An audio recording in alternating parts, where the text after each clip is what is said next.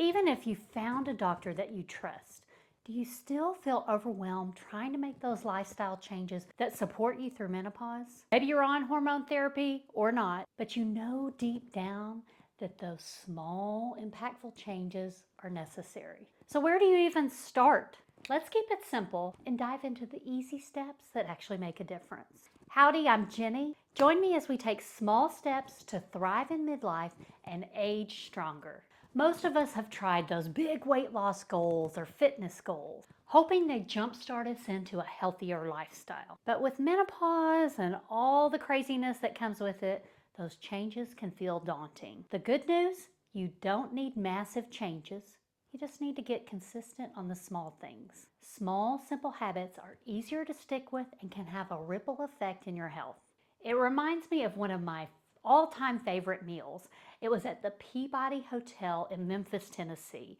It was a brunch buffet, and anything you can imagine for brunch, it was on there. From cheese grits to fluffy biscuits to salmon, you name it, it was there. Walking in, I was faced with so many choices, from comfort foods to foods I'd never tried before. But I knew I didn't need to load up my plate the first trip around. Instead, I grabbed a plate and picked a few things to try at first. And that's exactly how small habits work. They're like that little taste test that over time can add up to something big. First, instead of setting a big goal that seems daunting, start by choosing a small habit that seems doable.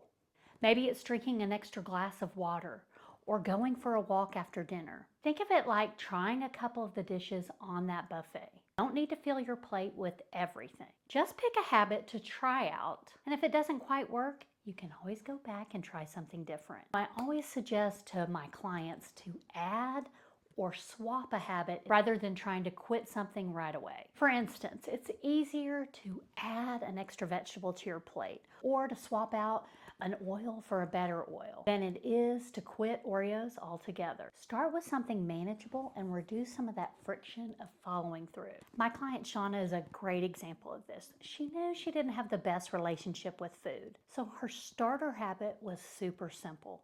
She just had to get curious about how she felt after she ate. She didn't have to make any changes, she just had to be observant.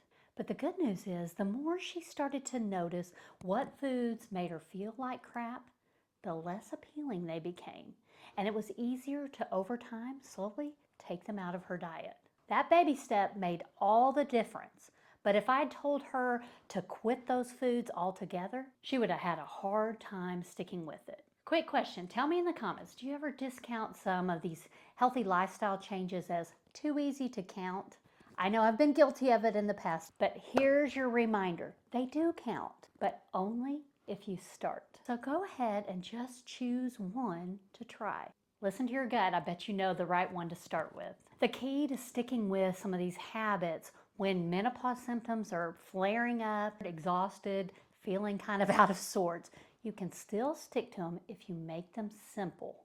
On that buffet at the Peabody Hotel, I was super excited to try this chocolate covered bacon. I mean, really, chocolate and bacon, could you get any better than that? But when I did actually try it, it kind of disappointed me and it really wasn't worth finishing. Just like when you sometimes try a habit that seems perfect on paper, but it's hard to continue to follow through. Like that after dinner walk, maybe it just doesn't fit right into your routine and you start to notice that you're not really doing it on a regular basis. Maybe it feels like it's too much, so you could just do a couple laps around the living room instead. Or if it's really not working, put it aside and focus on something else. Maybe you can commit easier to putting that extra vegetable on your plate at every meal. Or maybe you could commit easier to going to bed 15 minutes earlier so that you have more energy to the day, and then down the road you have the energy to take that walk. Don't be afraid to experiment. The goal is to find what works for you. Don't give up too soon, but if it really, after a few weeks, isn't just sticking, it's okay to change and try something else. I know when I tried to cut out snacking, it was too hard most days, so I didn't really stick with it. The first step for me was to make my snack a little healthier. I'd have a little bit of turkey pepperoni or maybe a little cheese or some nuts and an apple. I tried to change what I was snacking on instead of trying to eliminate it right away. I had to experiment with what was really going to stick. Now, I tried it for a couple weeks before I changed, but once I changed, then I found that right rhythm that I could stick to. If you want the easy way to follow through on small habits, you want to download my free guide. The details are in the caption.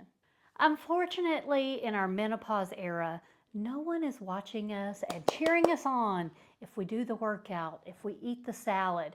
But I want you to become your own best cheerleader. And just like that dessert on the buffet, these habits need a little celebration to keep you coming back for more. Dessert has that own built-in sweetness. If I tell you to imagine a piece of chocolate cake, I bet your mouth already starts to water. You imagine that sugar rush that you're about to experience, the texture of that spongy cake, and probably also you've eaten cake in celebrations with family and friends. So it has a lot of built-in reward before you take even that first bite. But with new habits, they don't have that built-in reward, so you've got to build it in yourself. Your brain likes to do things that there's that immediate payoff. And a lot of these habits, the reward comes down the road. Every time you follow through, whether it's drinking a glass of water, going for a walk, going to bed early, eating those vegetables, take a moment to feel good about it. You want to praise yourself. Remember when maybe you had one of those picky eater kids and they finally tried something on their plate? We praised them and made it a big deal so they'd want to try it again. You've got to do that same thing for yourself. I don't always want to exercise, but I always love the way I feel afterwards. So when I follow through and exercise, I really amplify that good feeling, that endorphin rush, that proud feeling that I followed through. So that the next time I come back for exercise, I remember how I felt when I followed through. This can be clapping for yourself, doing a little happy dance, or patting yourself on the back, or just saying good job to yourself in the mirror. That small celebration gives you a little mental boost. Similar, maybe not as equal, but to the sugar rush that you got from the dessert. It makes you want to do it again. So here's the plan. Pick one, maybe two habits to start practicing. Keep them simple and celebrate following through, not waiting for the results. And remember, just like that amazing buffet, if something doesn't suit your taste, it's okay to go back and try something new. In case you need reminding, you are worth it, and God's blessings are waiting for you. Now go live like you know it. If you found this video helpful, please don't forget to like and subscribe. And if you're interested in digging a little bit deeper, you're going to want to watch this video here where I give you 5 mindset shifts for menopause. These shifts can make a big difference in following through on these healthier habits.